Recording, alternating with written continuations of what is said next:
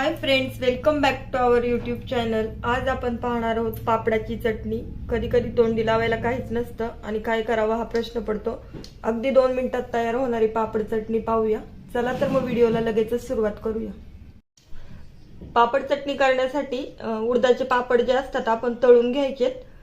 भाजून घेतले तरी चालतात, पण भाजून खूप तोंड सोलवटतं, त्यामुळे तळून घ्यायचेत। आणि आता माझ्याकडे हे डिस्को पापड आहेत। जर तुमच्याकडे आपले रेग्युलर मोठे पापड असतील तरी चालतील। आणि ह्या पापडांचा अशा पद्धतीने चुरा करून घ्यायचा। खूपदा असं होतं आपल्याकडे पापड तळतो आणि एखाद्या पॉलिथिन मध्ये भरून ठेवतो आणि त्याचा चुरा होऊन जातो, तर ते पापड तसे आपण वाढत नाही। तर त्याचं काय करायचं, तर त्याची सुद्धा याच प्रकारे चटणी करायची, म्हणजे ते जे काही चुरा असेल तो आपला कामाला येतो। अशा पद्धतीने सगळे पापड आहेत ते चुरून घ्यायचे। जर पापड सादळलेले वगैरे असतील तरी पण ज्यावेळेस आपण चपात्या करतो आणि तवा नंतर गरमच राहतो, त्या तव्यावर टाकून दिले तरी पापड पुन्हा कडक होतात आणि चटणीसाठी वापरले ते अजून क्रिस्पी होतात आणि आपली चटणी ती अजून छान लागते। अशा प्रकारे आपले हे पापडाचे तुकडे झालेले आहेत, पाहू शकता। तुम्हाला किती लोकांसाठी चटणी करायची त्या हिशोबाने घ्यायचं। आता मी 2 लोकांपुरती करतेय।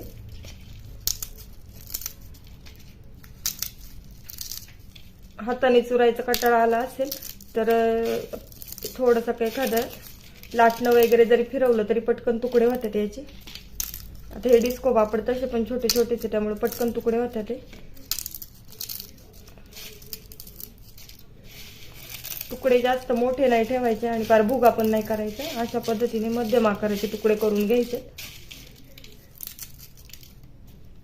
आता याच्यामध्ये आपण पावडरचे मसाले टाकणार आहोत।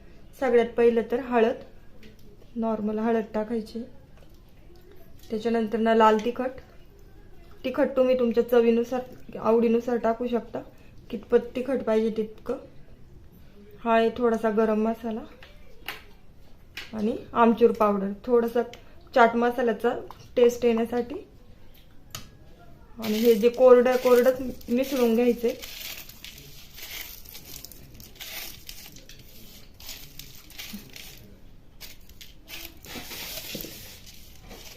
कोरड्यात मिसळल्यामुळे या पापडाला सगळ्या बाजूने कोट होतं, नाहीतर मग याच्यात लगेच तेल ओतलं की ते एक जागीच राहतं आणि तो मसाला तेलाला चिटकून राहतो। त्यामुळे असं कोरडच एकत्र करून घ्यायचंय।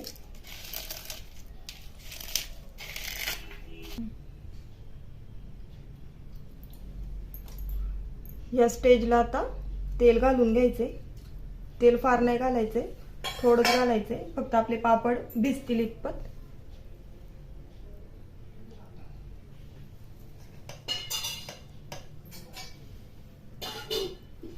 आणि मीठ घालताना सुद्धा बेताने घालायचे, कारण उडदाचे पापड तसे पण खारटच असतात। जेवढे आपण मसाले वापरले तेवढ्या पुरतच मीठ वापरायचे त्या मसाल्यांच्या टेस्टनुसार। आणि याचं असं एकत्र करून घ्यायचे।